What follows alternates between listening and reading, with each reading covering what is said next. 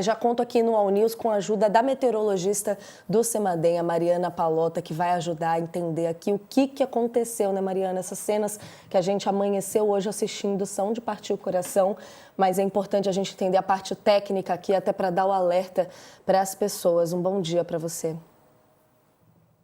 Bom dia, Natália. Bom dia a todos.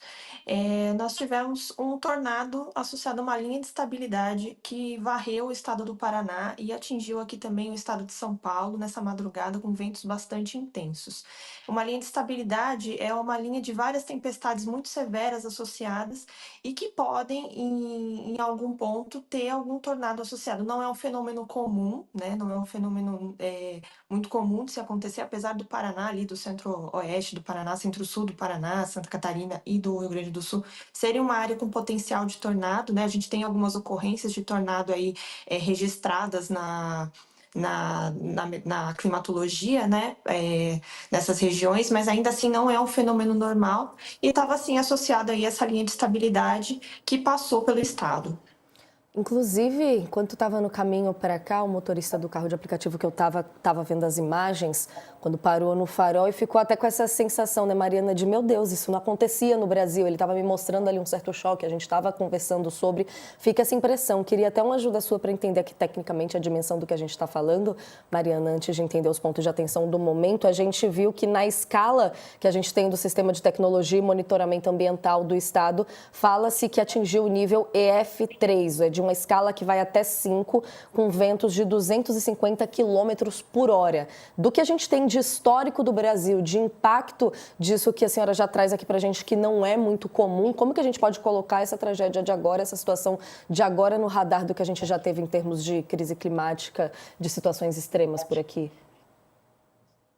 O último registro de tornado bastante intenso, com vários óbitos associados, a gente teve em Xanxerê alguns anos atrás, mas não, pelo que parece, as análises são preliminares ainda, para a gente conseguir classificar um tornado de fato, com a escala, a análise que o órgão do Paraná mandou agora, né, seria ainda uma análise preliminar em uma escala entre F2 e F3, mas eles ainda precisam ter uma análise melhor da destruição para realmente classificar e verificar qual foi de fato a escala do tornado. Mas sim, no Paraná, a gente pode classificar aí como um evento bastante extremo.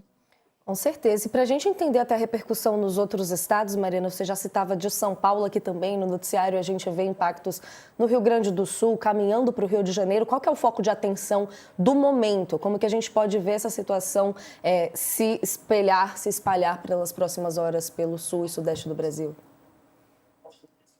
Essa linha de instabilidade ela estava associada a uma frente fria que se deslocou e estava associada àquele ciclone que a gente tem falado aí nesses últimos dias, né? Todos os sistemas estão aí meio interligados.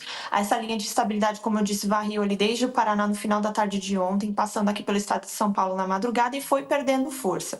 No momento a gente tem assim ainda algumas áreas de estabilidade atuando no centro-norte do estado de São Paulo, caminhando ali para o sul de Minas, mas aí já muito mais fraco, já com menos potencial de vento, menos potencial de tempestades severas.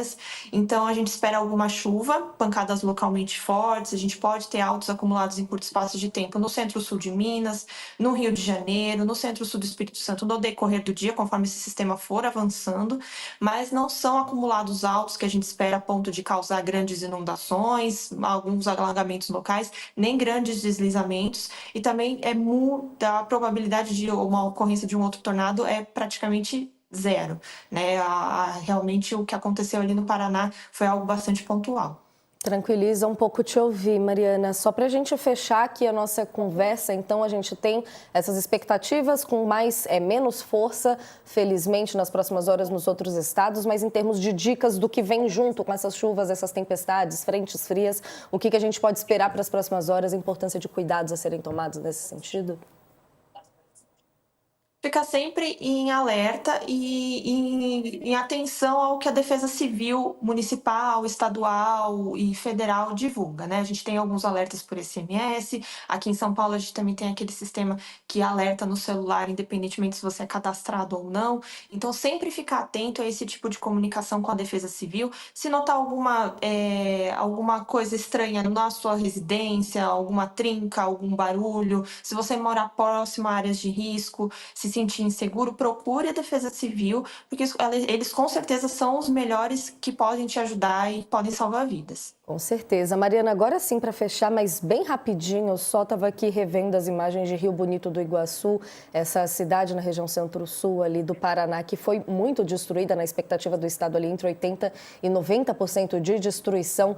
Nessa situação específica, quando a gente fala de 80% a 90%, é praticamente a cidade toda destruída, né, Mariana? É difícil, até claro, a gente vai ter que ter mais trabalhos ainda para entender a dimensão como um todo dessa destruição, mas para lá, existe ainda alguma situação de chuva nas próximas horas, alguma situação que possa agravar essa situação já tão dramática? Não, o sistema passa, né? Como é uma frente fria passa, essas áreas de instabilidade rumaram ali em direção à região sudeste, e o que ficou ali é um pouco de nebulosidade, pode ter um pouco de chuva fraca no decorrer do dia, mas a tendência é de melhora no tempo. Então, não, a gente não espera que tenha novas ocorrências de tempestades severas que podem agravar ainda mais a situação. Há um declínio de temperatura associado, então as pessoas que estão desabrigadas têm que prestar um pouco mais de atenção, as defesas civis também tentar abrigar essas pessoas da melhor maneira possível, mas ainda assim é um declínio razoavelmente baixo, não é algo que vai causar tanto desconforto assim, e a tendência é de que aí ao longo da semana o tempo volte a esquentar e não cause grandes prejuízos. Perfeito, Mariana. Muito obrigada pela participação com a gente no All News. Imagino que vai ser um dia intenso de trabalho por aí. A gente se fala em breve para atualizar, viu? Obrigada. Obrigada.